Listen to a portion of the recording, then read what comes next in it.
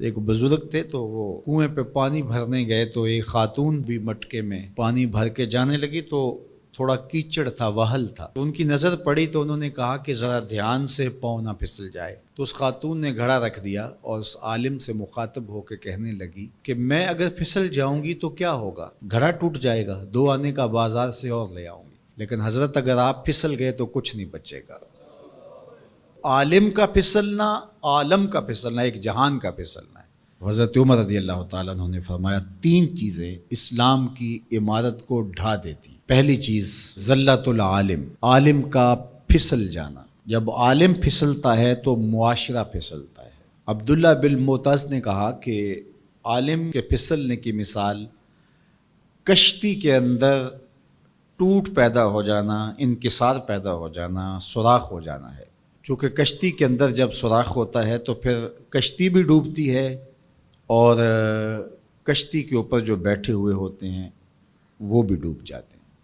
تو عالم جب خراب ہوتا ہے تو وہ خود بھی برباد ہوتا ہے اور اس کے ساتھ جڑے ہوئے سینکڑوں ہیں، ہزاروں ہیں یا لاکھوں ہیں، وہ بھی برباد ہو جاتے ہیں. دوسری چیز وجدال المنافق بالکتاب، اور منافق شخص کا کتاب اللہ کو لے کے جھگڑے شروع کر دینا.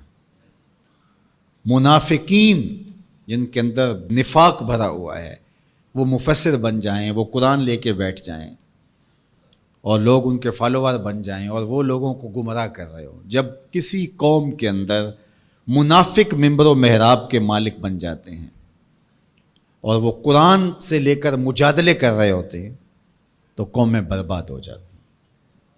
اور آج آپ دیکھ لیں، آج سوشل میڈیا کے اوپر ایسے مکروہ لوگ بیٹھے ہوئے ہیں جو قوموں کے اندر بگاڑ اور تفریق کی بدکاری میں کوئی کسر نہیں چھوڑ رہے اور قومیں برباد ہو رہی ہیں. اللہ تعالیٰ نے قرآن مجید میں فرمایا لوگوں میں سے کچھ ایسے لوگ بھی ہیں کہ جن کی باتیں ایسی ہیں کہ تمہارے دل کو لگیں کہ واہ واہ کیا بات کر رہا ہے، لیکن وہ الد الخصام ہیں، وہ انتہائی لوگوں کے اندر فساد برپا کرنے والے ہیں، لوگوں کے اندر شر پیدا کرنے والے. فرمایا تم ایسے لوگ دیکھو گے قرب قیامت میں کہ وہ پچھلے گزرے ہوئے لوگوں پر لعنت کریں گے. وہ کہیں گے جو دین ہمیں سمجھ آیا ہے وہی دین ہے.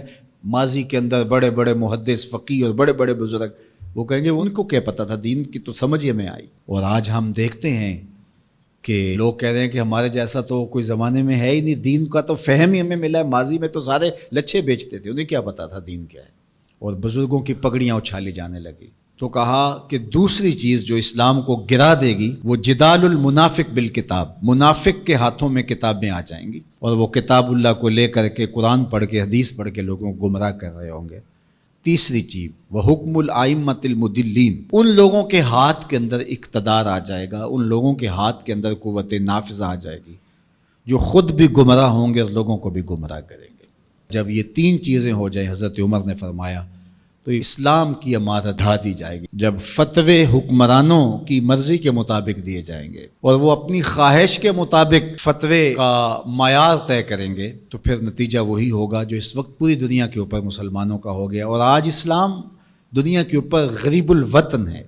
ایسا غریب الوطن کوئی نہیں ہے جیسا غریب الوطن اسلام ہے. 56-57 اسلامی ملکوں کے اندر بھی اسلام کو کہیں جائے پناہ نہیں مل رہی.